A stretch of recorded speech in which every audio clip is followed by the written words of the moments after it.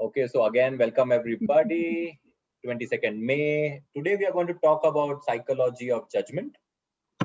And as we were just discussing before the recording started, politicians around the world, leadership being challenged, society in question mark, the entire setup, good, bad, ugly, some shades of beautiful here and there, but then a lot of good, bad, ugly. So a lot of judgment out there, and we also do a lot of judgment, right? We are all very judgmental people, I would like to believe. And so we want to look at this movement of judgment from a psychology standpoint and see what it means, where it is rooted, what are the hopes around it, do we even need anything to solve it, is it a problem at all, right? So let's look at it. So again, today I'm a little prepared. Let me start sharing my screen. I'll go through some of the slides which I have collected from a little bit of Googling that I did, just to set up the context for our discussion, and then we get started. So feel free to pitch in at any given point in time. So let me start sharing my screen. Let me know once you can see it. I cannot see you moving your head anymore because I'm on the screen. Yes. Yeah, okay, good. Yes, we can see it. Okay, thank you. So let's get started. So we are going to talk about the judgmental thought process or judgmental thinking. 3 traits of judgmental people in general. Ever wondered why we are so judgmental? The impact of judgmental thinking on anxiety and depression. And then we touch a little bit of philosophical. There is this Krishnamurti guy, I like him.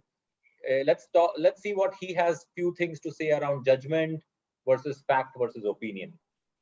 All right. So let's start with judgmental thinking. So what we have is being judgmental refers to tendency to form an opinion or conclusion about something too quickly and critically. Just to set a context that we are all speaking about the same thing. So let's set the definition, the premise of what we are speaking. So if we criticize or form opinions of others without knowing enough about them, then we are being judgmental. Inaccurate judgment is a form of bias and can be damaging to a judged individual's self-concept. So the receiver part, right? It may also be destructive to have others view the person being judged, right? So this is the premise. Quickly, too critically, without knowing all the facts, without knowing enough, that we jump into judgment. So judging others and being afraid to be judged by others seem to be somewhat natural, right? I mean, how many of us experience both the things? So in my experience, in my little bit of counseling experience, I always meet people. And why speak about them? Let's speak about myself. So I see myself a lot of time, now it's less, but before I was afraid of being judged a lot. But that was this time when I used to judge a lot too, you know. As my judgment towards the society or towards the other reduced, the fear of being judged reduced. So it's a nice correlation between, so a lot of people have this cognitive bias of filtering and biases of being judged, what will society say, etc. But funny enough, they are the society with whom they have a problem. They are the people of the society who judge, right? But here in the statement, it comes very nicely that it seems to be somewhat natural. It seems like a evolutionary concept, right, which has been ingrained in us. It's very natural. Why is it like that, right? That is what we will try to explore as well. Amy Cuddy, you can look up, I'll put in the learningmind.com. She has a very nice thing about split-second reaction. So what she's telling is, she's an expert in the first impressions, and after researching on split-second reaction we have to others, has clarified the phenomenon that there are 2 main points from her perspective that happens in split seconds. And this is the science behind it, that why is it so natural? First and foremost, and I think that is the main foundation arguably, for that split second judgment or opinion about somebody is, can I trust this person? And that's an evolutionary thing. We need to set trust. This trust comes from protective instincts, not protective thinking, protective instincts, which is ingrained in us. The question of, can I trust the person? And this trust of a person can be, and it's a split second decision. So you can imagine, I don't know, if that person has a paper bag in the hand and we are suspicious, we can't trust the person. Or before even meeting the person, we know this person is a Harvard psychologist. I can trust the person when he's speaking about this topic, for example, right? So it could be any of those subtle traits that can go into our heads, which makes us do a split second decision on, can I trust the person or not? And that is already the root of, or the foundation of judgment. And the second side is, should I respect the person? Right? So that comes very, very later. This is about how much the person can help, how much can I respect, how much I hold the person above or below. The fun part is, all of this, whether you see it as a positive judgment or a negative judgment, it is still a judgment without knowing enough. It doesn't matter whether you positively judge somebody or negatively judge somebody in that split second. It is without knowing enough, you are judging, and that's already wrong, right? And it's not just about first impressions. Appearance play a very, very big role.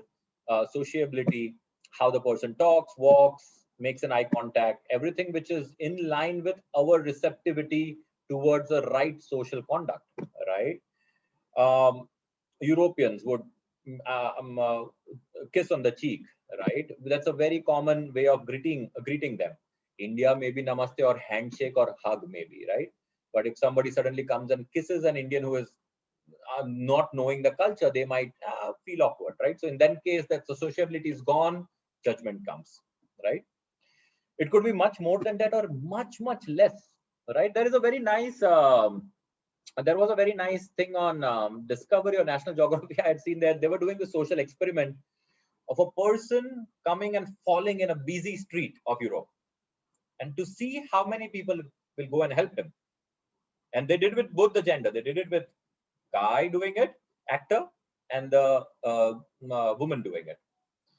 And the guy falls, and nobody's helping him. And in a different setup on the same street, the guy falls, and immediately the people come and jump and help him. You know what the difference was? The difference was, there was a bottle, big bottle in a brown paper bag that this guy was holding. People thought he was a drunkard and not part of our group, and I judge this person, and so he deserves it, or maybe I don't want to do anything with him. I judge him only from that. Versus a very nicely dressed person of the same look and feel of the market, without that paper bag, falling. The same guy falling. People immediately help. You know, something as simple as holding that hidden bottle in a paper bag can make the entire crowd decide whether this guy would die or not. This is us. This is that split second reaction and judgment that we make about people. All right. Let me continue. 3 traits of judgmental people. So 3 common traits. They are overly critical. They have no respect towards the person they are criticizing. And the third, very, very powerful. They think they are telling the truth. And so they think they are right. Right? They think they are telling the truth. Now, a judgmental person will often justify things by saying that that's the truth. You know, but however, truth should not be used as a weapon to hurt somebody or destroy their self-worth. Again, my experience, I always had this discussions with my mom, very heated. Sometimes even now we have heated discussions on some philosophical topic, spirituality and otherwise. And I would say that, you know, no, the truth is bitter. And she used to always tell me, truth need not be bitter. You know, I find myself being a typical stereotype judgmental person, because I was judging so much and doing the action of hurting her opinion by telling, no, the truth would hurt, right? But truth need not hurt. That's not the way of using the truth and justifying your judgmental behavior, right? And that's why I like that sentence which says the truth should not be used as a weapon to hurt somebody or destroy their self-worth. That's not a justification. That's just us being judgmental, right? Judgmental people often believe they are superior to the person they are criticizing. In looking down on others, the judgmental person has an ego problem, a heart filled with pride. And we will come to this because if your heart is filled with ego, you are equally vulnerable. So a judgmental person is vulnerable to ego attacks, and so he becomes more judgmental to solve that. But we'll look at that as a defense mechanism in the coming slides. In addition to pride, person can become judgmental when they are angry at being wronged by someone. Hurt and wounded inside, their heart can grow cold, and they harshly judge the person who mistreated them. But this is where the turn starts, the shift starts for me, right? So it's not only about because they were hurt, they became cold and judgmental, but there is a very interesting science behind this of anger and judgment connecting together. But let's talk about that on the next slide. So yeah, this one, right? So, and after this, I stop and I open up for discussion before we move ahead. So why are we so judgmental? And there is a very nice phenomenon of negative reinforcement. Negative, it doesn't mean good or bad. Negative reinforcement means a judgment increase as, for example, say boredom and disappointment decreases. You know, judging based on some of the research says that if you are judging somebody actively, the crib zones in coffee corners or crib zones when you meet your friends, right? What are those? A judgment increased actually decreases your boredom and disappointment. If you are disappointment or you are bored and you do increase your judgment and talks on judgmental stuff, you know what? Your boredom and disappointment decreases. Let that sink in, right? Then comes the thrill of intellectual hunt, as somebody calls it, right? And the largest positive emotion I experienced in this situation was good old-fashioned self-righteous anger. When I'm on an intellectual hunt, which means I'm judging, this politician should have done this because of XYZ, this is wrong, this is right, I have an explanation, A, B, C, D, E, he is wrong. I'm going to put it on Facebook, Twitter, WhatsApp story, blah, blah, blah, blah, blah. I'm on an intellectual hunt. And what I get out of it is a good old-fashioned self-righteous anger. And your anger, why do we need that anger? Anger cannot be seen always as a negative thing. The outcome of anger is negative. But anger, why? How many of us have experienced it that okay, we are on an intellectual hunt. We can argue, we can stop, we can cross argue, we can give facts, blah blah blah blah blah. What is that? That is good old-fashioned self-righteous anger, and this anger acts as antidepressant. This anger acts as an antidepressant, which means your boredom, your disappointment, your depression is all elevated or is all goes away as your self-righteous anger with all of these arguments prove, and you're like, damn, I gave an answer today. I was right.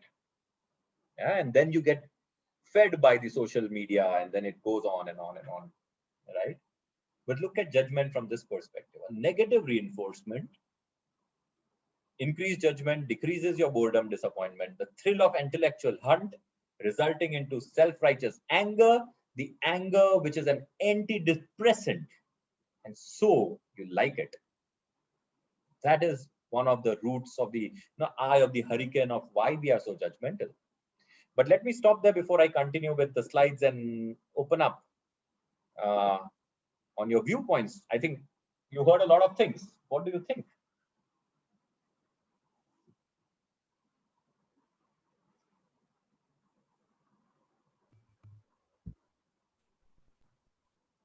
Well, you're laughing. Share with us. It's been a hectic week. And with the news finished yesterday, I'm laughing because I have been going through different stages of anger this week and having to be judgmental. And I'm laughing, especially because about the last thing that you say, that anger can be an antidepressant, but also on how we use judgment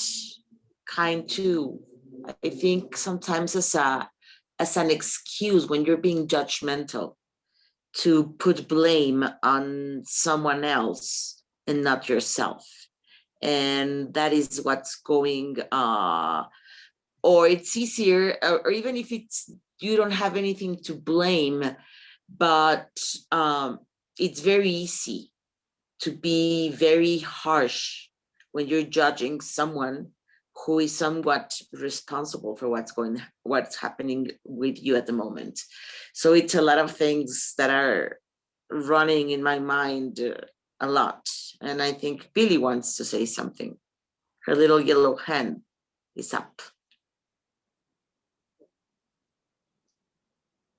Well, what I can tell and share from my experience is that every single time that I get judgmental is immediate.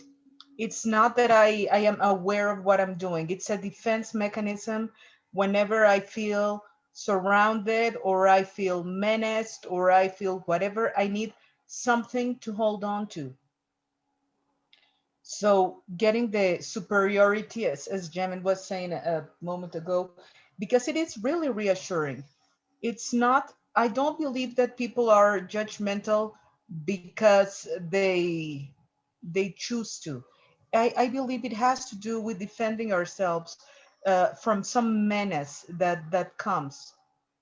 This belief is threatening me. This person's attitude is threatening me.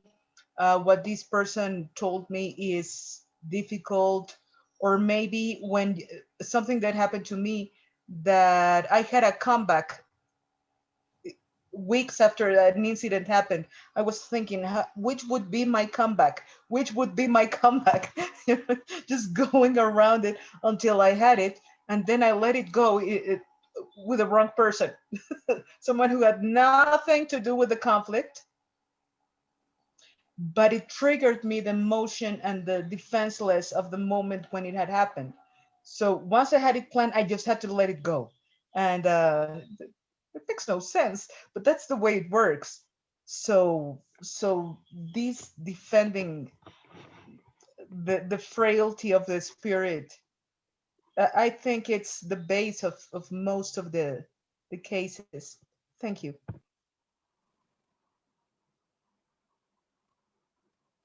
So thank you for sharing that, Pilar. The fun part is with these discussions, it's sometimes easier to look how and when we judge, but when we are being judged by somebody, yeah, that's when the fun begins, right? Where's the science then? You know, if somebody told somebody, "Oh, Jamin, you are ugly and broke. You don't have anything." And now I'm thinking for next 5 days, okay, what should be my good comeback? So, you know, uh, I didn't see that person suffering or that person trying to overcome his boredom or depression or I don't know, anxiety. I just, he's mean. That's it. I need to get back to him. You know. Yeah, but at least the start. If we can start by looking into ourselves, and we becoming less judgmental, maybe we feel the world around less judgmental eventually. It's very ironical, right? But something to try out. Anybody else want to share anything from what we have heard, what you have heard so far? Yeah, I think one thing that I found interesting is regarding like judgment in this time, especially when we're not interacting with people in person. So judgment that comes in when you're interacting with someone over the phone. So there is this one person who's been calling me, reaching out for help regarding what do you call that? Regarding a social welfare, it's an NGO that they run. And the first time they called me, I was very much receptive, and I said, "Oh, all right. So, how much percentage do you take? Are you a telecaller, or are you someone who is trying to help them? Are you a volunteer?" And I also gave the inputs that, all right, you should share this with others when you're trying to call them, and share that you're a volunteer, you're not a telecaller, if that's the case. That's what they presented to me. And then I looked them up, so I searched them, and I found that this particular organization is known to use a lot of telecallers, and it was a pure telecaller kind of situation. But since I was so nice to them the first call, they thought that I will be someone who will be donating to them, and I continuously get calls now from that one person who I'm probably on a list. And since I'm not 100% sure that that person is either right or wrong, I never say that I'm not going to donate, or I don't even have the energy to raise that, oh, I don't want to, I don't trust you. But I rather say this one, but then in my mind, I've judged that, okay, this particular organization probably is not the right one to support. So, or this person is not trustworthy, I judged that way. So that was an interesting experience with judgment that I had in this time period. Yeah. Critically, over-critically, too fast without enough information.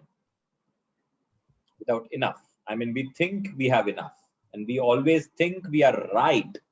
And that's the quality of this emotion called judgmental, because we, in our heads, we are right. And that's why we judge. Yeah. Okay, if nobody else, let me continue. Let's move on, and let's see if the slides might get even more fun. I don't know. So what's the next part of the slide? Anger, right?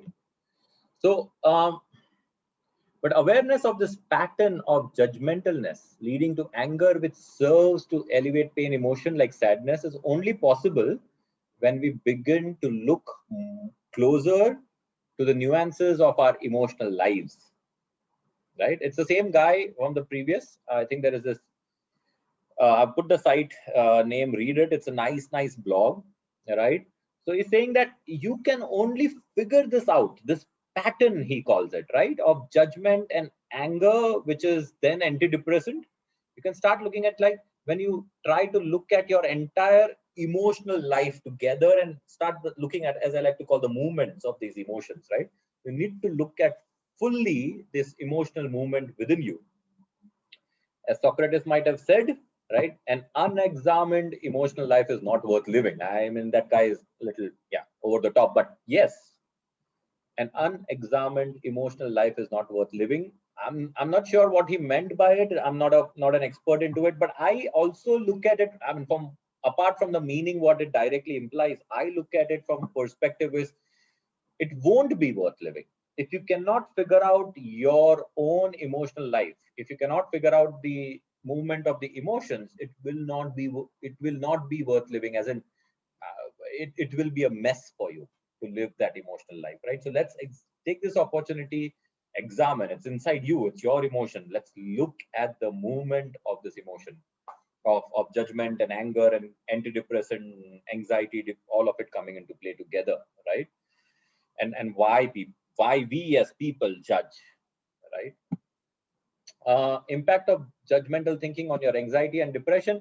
This goes a little bit into mindfulness impulse, but in July 2010, there was a survey done, and it was found that participants who rated highest on non-judgmental also had the lower levels of depression, anxiety, stress related symptoms, right?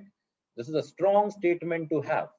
Why is it under mindfulness? Okay, from a definition of mindfulness, you see the thing as is, right? Which means I'm not feeling good, I'm not feeling good. I find a person mean, I find a person mean. I want to scratch my eye, I mindfully take my finger, scratch my eye, not like what Jamin was doing 5 seconds back, where I didn't even realize I was scratching, right? So the result of this primary study suggested that accept rather than judge the thoughts, emotions, and sensations that arise on daily basis can reduce symptoms of anxiety and depression. Maintaining awareness may improve your ability to manage depressive symptoms. I think the core over here in this entire statement is accept rather than judge the thoughts, emotions, and sensations. there is a politician in power. I feel he is responsible for deaths. Let's call that out. Now, I am judging that person. I'm angry about that person. How do I accept this rather than judge this thought? There's a guy, he's in power, he's not doing the right things. I think because of him not doing the right things, there are people dying. And I'm angry on that guy and I'm judging him because I'm also depressed. I need to cover that depression. I need to cover that ill feeling within me with anger, which is an outcome of my intellectual hunt of judgment towards this guy. Well, how can I accept this? The acceptance is the disposition traits, as I like to call it. Instead of person, the situation. The situation today is that I have a person in power who is incapable of taking care of the things. That's why the things are mess and people are dying. The situation is very bad in my country. And I'm pained, I am heartbroken with the situation. And I accept that I'm heartbroken and I'm in pain because of the situation. And I hope and pray that the situation can become better.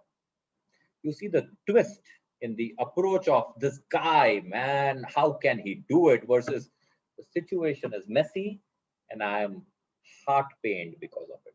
And I'm aware that I'm feeling depressed, I'm feeling low because of the situation that is there around me today. And maybe I also feel helpless. And I also see that because of my feeling of helplessness, I'm not taking the small steps which I should or I could take to help people, right? And so I will try to do something about the situation. So it's more of situation than person. I'm just monologuing, sorry for that. But that's the change of judging my thoughts and the person versus accepting the feeling, sensation, thoughts, and the situation. Responding to events, thoughts, and feelings not judgmentally is not always an easy task. Many confuse non-judgmental thinking with trying to view events more positively. No, this is not mindfulness. This is not, it is negative situation, right? So many confuse this non-judgmental thinking as being positive. No, non-judgmental is not about seeing the silver lining in difficult circumstances. Rather, it is about simply acknowledging the circumstances, feelings, or sensation without engaging in opinions and evaluation, intellectual hunt, if you like. It is about accepting the reality of situation and sticking to facts in both your speech and thoughts. Again, facts can be very nice rabbit hole. You use the facts because you think it is right from your research and you use that being right as judgmental and opinionated, right? But that's not what they're telling about. From what I read, I am upset. From what I know, I feel this is wrong and that feeling is hurting me, right? That's the small switch that we are talking about. Feel free if anybody wants to stop in between and add anything as we go ahead. I'll continue as of now. The more you judge, the worse you feel. And this is exactly opposite of what we were saying some time back. When you judge, you feel angry and angry acts as antidepressant. But here it says, based on the study, that the more you judge, the worse you feel. Yes, Isabel, please. Sorry, I was thinking with what you were saying a little bit before, and something came to my mind. I know that right now in India, you're having a terrible situation with the COVID, and we were talking about it the other day, and I feel very sorry. And it came to mind here in Puebla, where I live, about a year ago when COVID cases began. People were very scared about saying they had the disease. And a lot of it had to do with the governor of the state that I live in that said that the disease was brought into the country by rich people. Yeah. And that rich people were to blame. Yeah. And that the way to get healed, that was something very funny, was with something kind of a chicken soup. And it was amazing. Yeah, well, for us is mole de guajolote, which is kind of a thick stew made with turkey. But anyway, the thing is that the lady that helped with the cleaning in my house, they got sick in their house because they work at the produce market.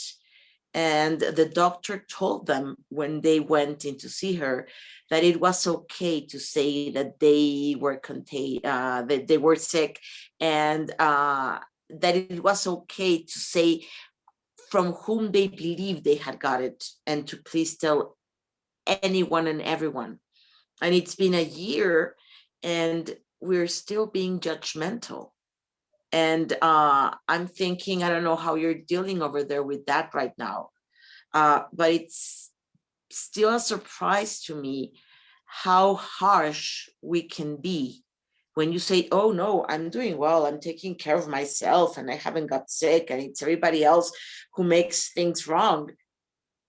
And it's kind of still overwhelming. I don't know how you are dealing with that over there when someone close to you tells you, hey, I gave positive, and it's not the end of the world. It's just, hey, take care so you don't end up in a hospital. So I was thinking about how easy it is to be judgmental when you are thinking that you're right, as you were saying. Yeah. I mean, that it's a right point, right? I'll go maybe some slides back again, because and that's a powerful thing again, which and that's why we said we were going to the next this slide, right? And then we are going to the exact opposite part of it, because I hear a news and I'm either angry, depressed, or disappointed, and I'm in lockdown, I'm bored and seemingly judgmental is a negative enforcement, and a thrill of intellectual hunt gives me that self-righteous anger as an antidepressant to all of my negative emotion. So yes, there are people around here still. Many of them are declaring it. Many of them are still hiding it, right? One day we even heard a news of somebody having COVID positive, calling guests and celebrate having a party. And I feel scared. I feel depressed. I feel a lot of anxiety with these things.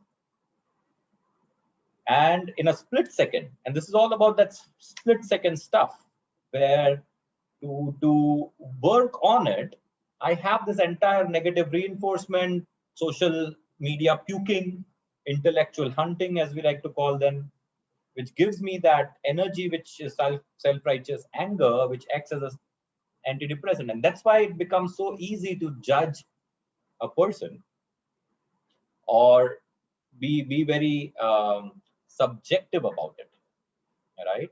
Because it's very natural to us. And that this slide that we are talking about is kind of a science behind it, right? But where we are getting to now from what we are discussing is there is a study which says overall, not situational, the situational psychological antidepressant could be judgmental thinking, right? But overall, a person who judges less is found to have less symptoms of depression, anxiety, stress related symptoms. Because, and that is where it goes, that is what I was trying to say, that it goes a little ironical from what we read above. The above reading was judgment gives self-righteous anger, which acts as antidepressant. Here it's saying the non-judgmental people are less depressive, less anxious, less stress-related symptoms are being shown. So what is the linkage between these two things? The linkage from what I read is the previous one is a negative reinforcer. Negative not in terms of good or bad. Negative reinforcer means the more I judge, the less I will feel the depression, anxiety, etc. But like that dopamine effect, I think the negative reinforcement, the same amount of reinforcement won't work every time, which means you will need to be more judgmental. You will have to keep adding on that reinforcement till a point where you yourself are the victim of the depression. It's now the outcome is not as much as you need it to be, right? And that is where I think overall what study says is that non-judgmental people have less depression, anxiety, stress related symptoms, right? And that is where it says here that a judgmental attitude um, uh, towards one's inner experience predicts depression and anxiety. It's the continuation of the previous one, that while judgment in the situation helps you with that anger and antidepressing feeling, but it also adds this rumination into it, which means you keep thinking about it. And that's a maladaptive cognitive coping strategy. Why is it maladaptive? Because you are now stuck in that spiral of rumination. So while that rumination gives you that anger temporary to sustain the depression, that rumination will eventually take away all your energy out. Right? And once you don't have energy, you're numbed in senses, you're numbed in thinking. We know what happens next. Right? So this is where it talks about how that judgmental thing starts as an antidepressant natural reaction to things cognitively. Eventually, the disposition, if it is not going towards situation and going towards person, it's going to help you ruminate. I mean, it's going to go into that rumination, worry, maladaptive cycle.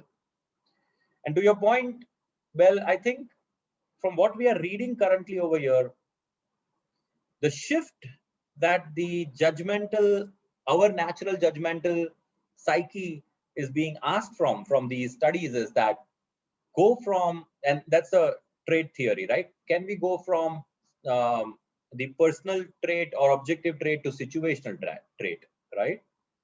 So the person who is not declaring that he is COVID positive is putting us all in risk, and I could be angry on him, versus, oh, the situations currently are such that there are these people, and in that situation, I am being vulnerable, and that situation is making me angry, depressed, anxious. And I accept that. And it's more towards the situation rather than the person. And that's the shift in the disposition, if you like, in where we are converting the judgment. It's not about silver lining. It's not about looking positive things in the negative situations, but changing the disposition from personal to situational. And this disposition, like we discussed in the beginning, and I'll stop my monologue, I'm speaking too much today, can go from external person to even me. For example, I could say, oh, how could I say something like this? Versus, oh, this was the situation in which I landed up saying this. It's wrong. It's still wrong. But in the situation, I landed up saying this. I was driving towards my home. It was raining and my car went into a pit I couldn't see. And I had to tow it, and I was in a problem and my car crashed and I have to now repair it. Oh, I'm a bad driver. Versus, so the situations were bad. It was raining. It was this. I could have been more careful, but the situations made my car go into a pit, and I had to spend time, money on it. And that's a frustration. So it's look into yourselves and the explanations that you give to negative things, and figure out as people, individual people, if we are situational disposition people or going towards a personality trait disposition people. And that is the entire judgment game, right? That's the entire judgment game, and the direction which calls for a strong psychological cognitive person versus a comparatively vulnerable person. A person who gives the dispositions towards individual is comparatively vulnerable in the mindset, be it towards the other person or towards the self. The person who looks more situational is much more open, much more global, much more free, if you like. But yeah, too much monologue. Anybody? I saw somebody else join it. Megha, are you there? Or did I accept her in the call? Or she just heard my monologue and left? Oh, I'm being judgmental. Okay, but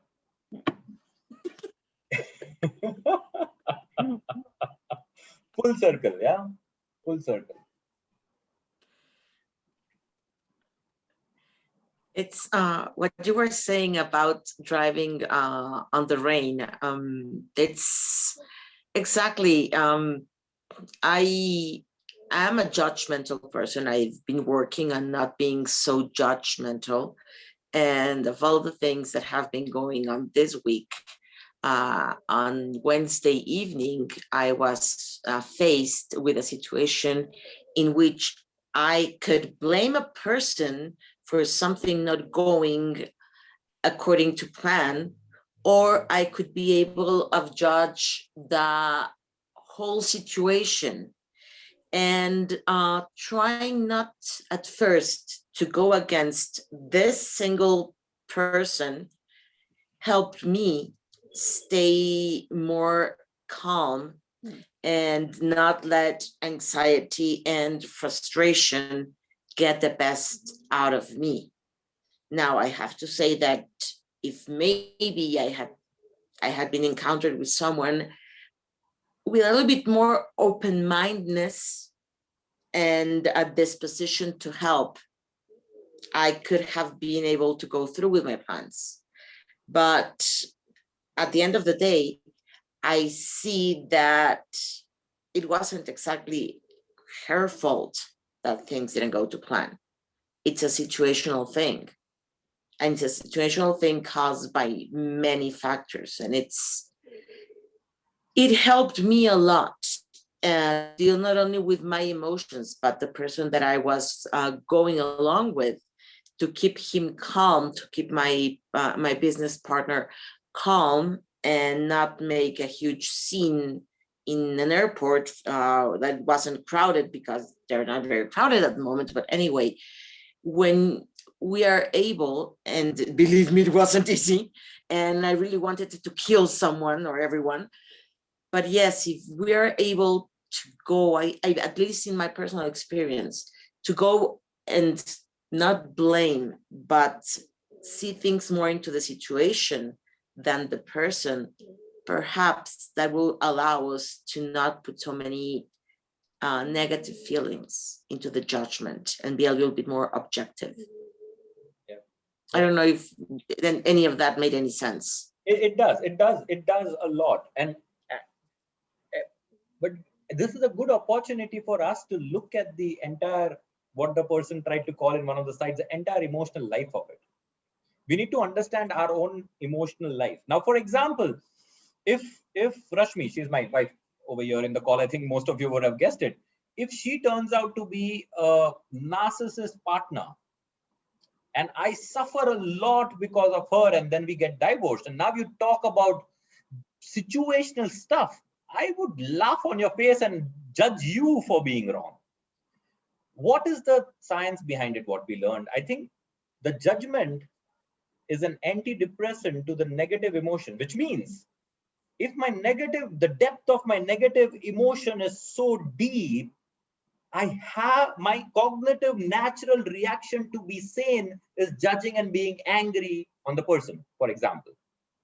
At that point, I cannot be situational disposing person, because if I do situational disposition, I don't get that anger and energy, the self-righteous anger, to serve as an antidepressant to all my negative depression and hurt.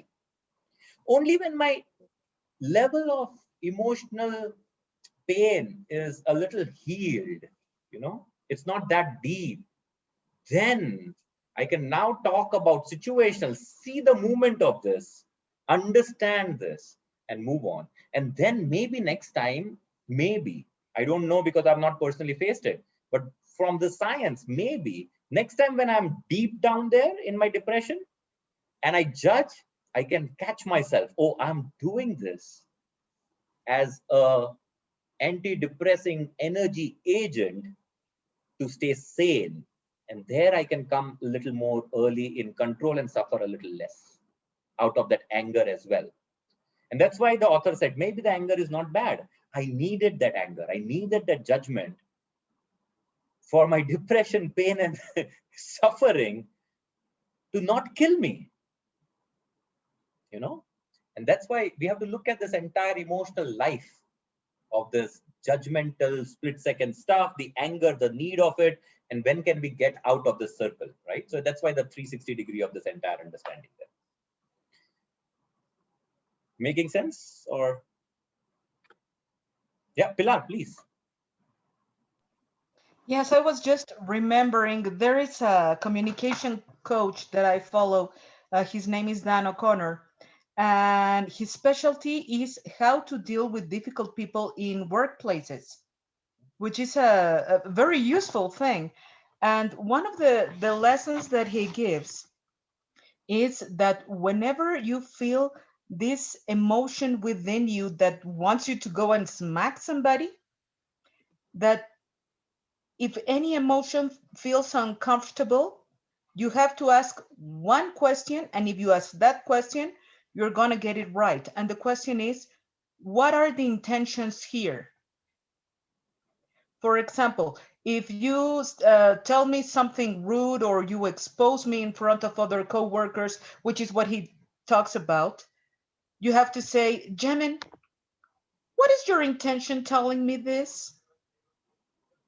Are you implying, and you're exposing the other person to what is going on, and the other person has to back up, and you're building respect for yourself, and you didn't hurt anybody, you were a gentleman or a lady, and you got it through.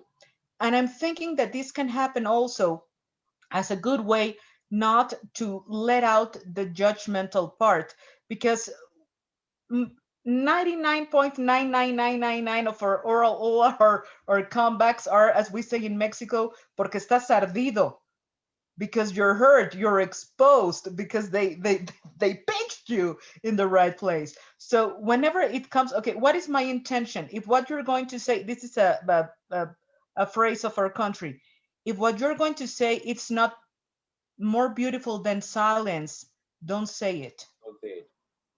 And it has to do with intention. Do I want to make the other people feel bad? Do I want to express my anger? Do I want to defend myself? And sometimes identifying the intention before the comeback, or what is this person intention telling me this?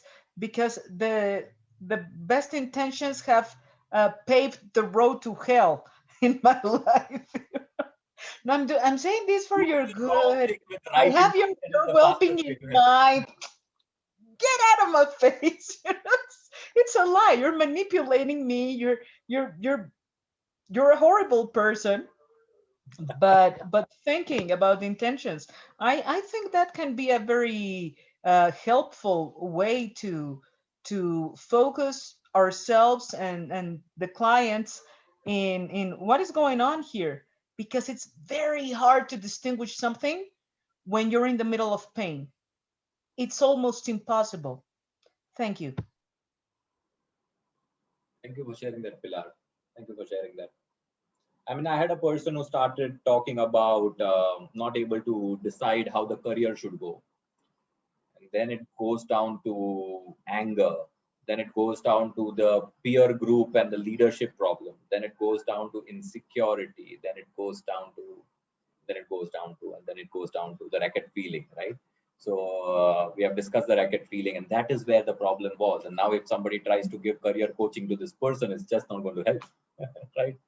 It's somewhere 10 layers below. Okay, so last 5-10 minutes, I wanted to share one last slide, and I don't know how much it will sink. That's a little different than I always do. It's not from some psychology person. There is this guy called Krishnamurti. I don't know how many of you have heard about him. He talks a lot of crazy stuff, and because of that, has a lot of impact on my way of thinking. What he says is the ability to observe without evaluating or judging is the highest form of intelligence. The ability to observe without evaluating. If you're looking at a tree, you're looking at a tree fully, not evaluating it. Not, oh, this is this tree, it's good as you now. Or it's just observe it, right? When I lift this bottle up, you're just it's disappearing, but yeah, that's it. That's the bottle. Can you observe anything without evaluating it? What do you mean by evaluating or judging? What he's essentially trying to tell is, can you observe something so deeply without involving thoughts? Or what he's trying to tell is, without involving thoughts, which is without involving knowledge, acquired knowledge from the past. When you see a crow, why can't you just look at the crow without telling, oh, crow? Because then you evaluated it. So without the evaluation, without the thoughts, without the knowledge, so ability to observe without evaluation is the highest form of intelligence. Disclaimer, I think this is what he means. This is what he means for me. I don't know what he meant, right? But this is what he meant. And there's a very nice dialogue that he had with somebody who asked him about justice and judgment and line between perception, opinion, and fact. So some of the excerpts from that. So what he meant by, he started with the meaning of the word opinion, means judgment, evaluation, preconceived concept, the whole assertiveness, dogmatic opinions. So why do we carry so many opinions, he then asked, right? So please inquire into this. Maybe this opinions that we give, and this is what relates somehow to that energy of self-righteous anger. He says, maybe it gives you freedom, right? Or we feel that it gives us freedom, this opinions. Then he inquires into, after a little bit of dialogue, he inquires into what are facts. So fact is what has happened, right? Maybe there was an accident. So accident is a fact. I met with an accident. That is a fact. It had happened. And the fact is what is happening now. I'm in pain. That's happening now, right? So fact is that which has happened. That which has happened, an incident or accident is a fact which took place, say, yesterday. And the fact is what is happening right now, right? That's a fact. What happened yesterday, what is happening now with me. So the fact, he says, is that which happened, that which is happening. And fact is not what will happen, not the future. That's very clear, right? What has happened is fact, what is happening is fact, but what will happen is only rumination, right? And then further, what he says is what will happen is decided by what is happening now. Right? What I'm doing now or what is happening now, the circumstances that are building up now is going to decide what will happen. And if you don't change now, after some of the dialogue, he comes back to the now as a main pivot point. He's saying, and if you don't change now, you will be exactly the same tomorrow, maybe slightly modified, slightly less, slightly a little more compassionate, but still a lot non-compassionate. Slightly less judgmental, but judgmental. So eventually that slight change is no change, right? Because essentially I'm still judgmental, right? So the future of me being not judgmental is now. If I have to be non-judgmental in the now, and that's the fact, right? And then he goes about saying, so why do human clings to opinion and not the facts? That is not clinging to now, but futuristic things, judgments, opinions. So you can conclude from the fact and opinion, right? So you have a fact, then you conclude some opinions out of it. And that's just it, right? It's an opinion. It's no longer a fact. And that's such a waste of energy and time. It's such useless stuff because you are now not, in fact, you are ruminating, thinking, judging, and it's no longer a fact. It's just now you're in the spiral of rumination. And that is where he says that you don't have compassion, you don't have freedom. When you are in a loop of that opinion and thinking, you do not have compassion and freedom, which can only happen in the now. And that movement happening in the now, he calls as intelligence. Too much to digest is always, so he picks up a question and then just digs into the question more and more and more. He never gives an answer, right? But just to give you a perception of the entire thinking, knowledge from the past, the rights and wrongs, the rumination and the opinions are never the fact. The fact is in the now. And if I need to change, I need to change in the now because future is rooted in the now. So it is the now, right? But without using too much, then it's just words, right? But if it helps you stumble upon this point of no thinking or a bit of space in your thoughts, I think that's the freedom. That's the non-judgmental part. And that's what he's saying. Can you observe something without that? Without the judgment? Can you observe something without the opinion? Can you observe something without the facts? Can you observe something without the knowledge? Can you observe something without the evaluation, judgment, and that's intelligence, right? And that intelligence is compassion, intelligence is freedom, and intelligence is then love, if you like, if you want to take it that far, right? But with that, I stop.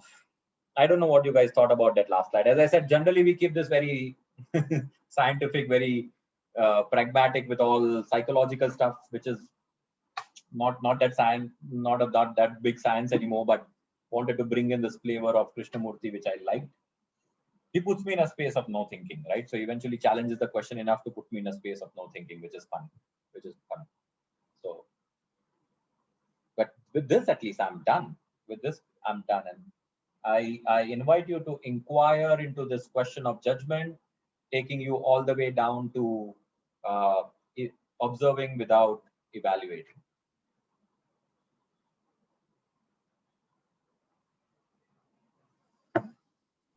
What do you think? That's a tough one. That's a tough one. That's a tough one. Observing without evaluating, I think that's one of the biggest challenges that any person has to do. And thinking as a therapist, it's even more complicated because that's a part where you have to, I don't know, we don't wear coats, but I see them as hats. You have to take off your regular hat and put on your, if not your thinking cap, your therapist cap, and try not to put so many things from your own when you're judging others. No, and also at the beginning, Jemin, you were saying about how we judge, for example, power and government and authorities. We're about to have, I think, in Mexico, one of the biggest elections of our modern time of modern times.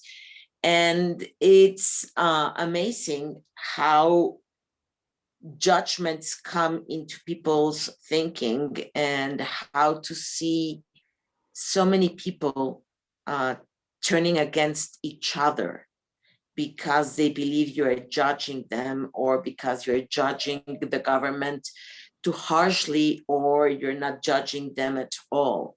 So trying to talk to people and making them think, not judge, to just look at the facts, as you say, not what we evaluate. That's tough. And that's, I don't know what Pili and Alessandra have to say about that. But at least in my case, I have been trying to talk with people around me and telling them, I'm not going to tell you who to vote for. I'm not going to give you my opinion on what I believe is the best course for this country. The fact is that if you're not happy with how things are, go and do something about it. Don't tell me what. I'm not going to tell you if you're right or wrong. Just go for the facts. And it's so difficult sometimes. Yeah. I know this guy goes a little more crazier than that surface level, right? One of his statement is, once you tell a child the name of the bird, the child will never be able to see the bird. Let that sink in. Let that sink in. Once you tell the name of a bird to a child, the child will never be able to see the bird.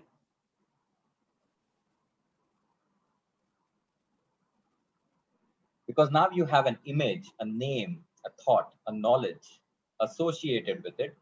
And that's the lens with which you see something, which means you never see the thing.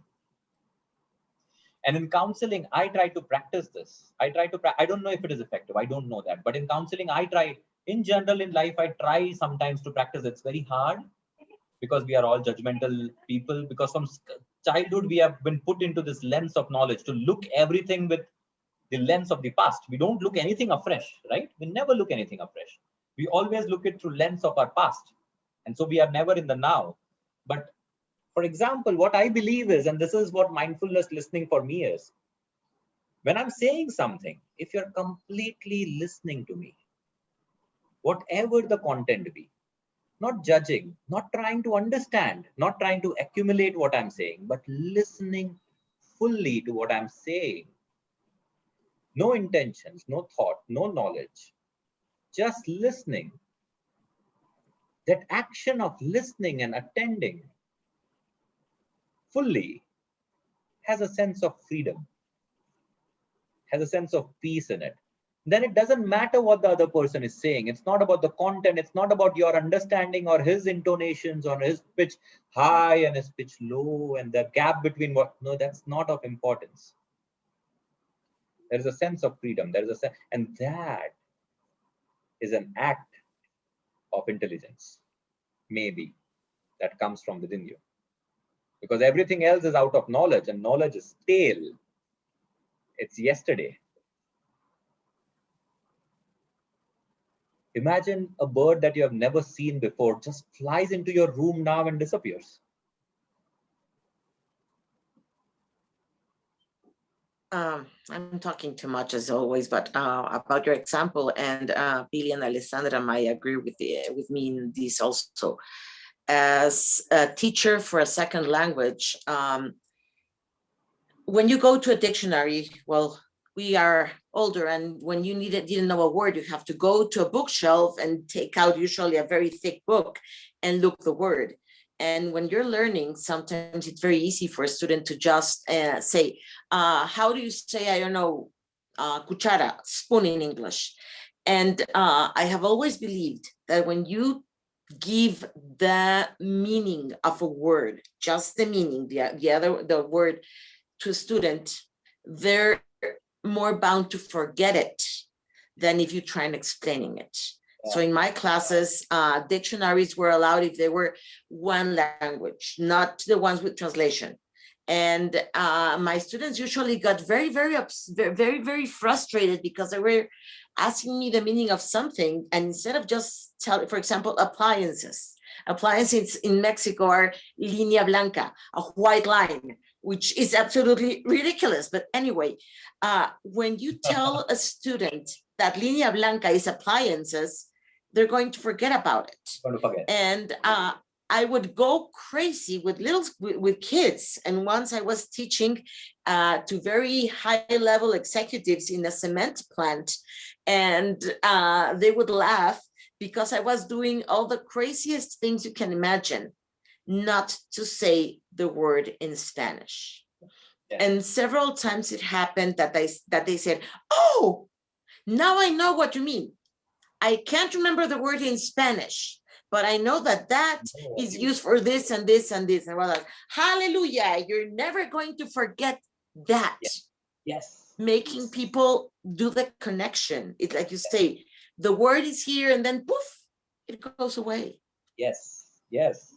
Such a beautiful, we all know it, it's in our bones, but we didn't look at it that way, right? There were so many songs which were my favorite till I finally understood their lyrics. I had made up lyrics in my head, even some of my nursery poems, right?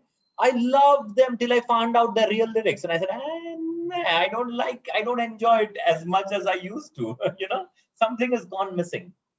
Now I have that stale knowledge of the past with which I hear it now. So, but yeah, beautiful. I mean, we should at least, I need to stop there, otherwise I get carried away. So let's keep it a little more pragmatic, scientific. But what I'm trying to tell is, we all know it. Now let's look at the entire life of that emotion. Let's try and look at it. If you look at the entire movement of that judgment, as we say today, in terms of why it is coming, what is it helpful for, the anger, why is it not always negative, the depression, the cycle, the rumination, the mindfulness, the space, and the now as a fact, and not the ruminated, opinionated thing. That's not a fact, right? A fact, a world cannot be a map. It's just a map, right? The word is not it. The word is not it. Tree is not the word tree. But Jamin, shut up. Yeah. Any last words from anybody else? Otherwise, we call it a day. Again, feel free to nominate on any of the topics. Otherwise, I'll come up with something crazy again in a few weeks. And Sunday, we meet up for our mindfulness session. Anybody wants to join in, please feel free. Let us know. We can share the link on our Friends of Friends group as well. Thank you very much. It was extremely interesting session. We left me with a lot of things to think about. I especially like the reframing of judgment as a defense mechanism. And of course, it leads me to think about narcissism and how they are. There's a special classification of that Dr. Ramani does of self-righteous narcissists who are specialists in this. Thank you. Yeah, I was hoping you connect to that example that I was giving in between. So glad it connected.